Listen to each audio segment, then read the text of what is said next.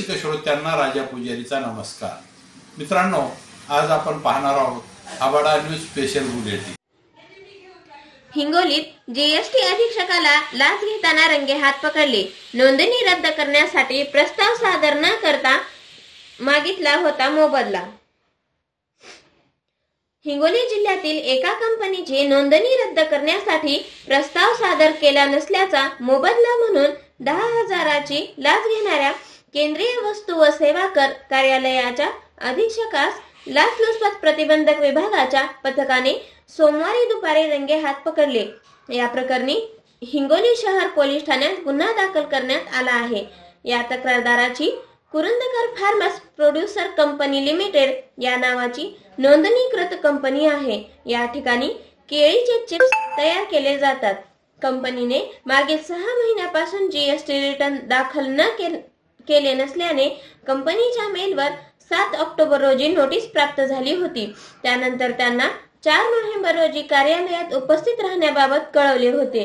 त्यानंतर कार्यालय अधीक्षक मनोज मगरे याने तक्रारदाराशी संपर्क करून नोंदणी रद्द करायची नसेल तर भेटण्याचे कळवले।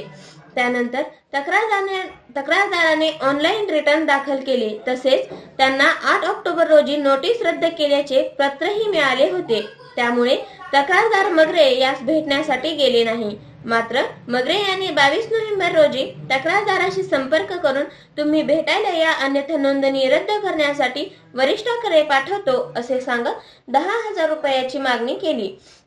त्यानंतर तक्रारदाराने लाचलुचपत प्रतिबंधक विभागाकडे तक्रार दाखल केली। यावरून लाचलुचपत उपाधीक्षक विकास घनवट, पोलीस निरीक्षक प्रफुल्ल अंकुशकर, विनायक जाधव, सहाय्यक पोलीस उपनिरीक्षक मोहम्मद युनुस, विजय शुक्ला, जमादार तानाजी मुंडे, रवींद्र वर्णे, ज्ञानेश्वर पंचलिंगे, भगवान मंडलिक, गोविंद शिंदे, गजानन पवार, राजाराम फुपाटे, महिला पोलीस कर्मचारी योगिता अवचार, चालक शिवाजी वाघ यांच्या पथकाने कोथळज रोड भागात सापळा रचला होता।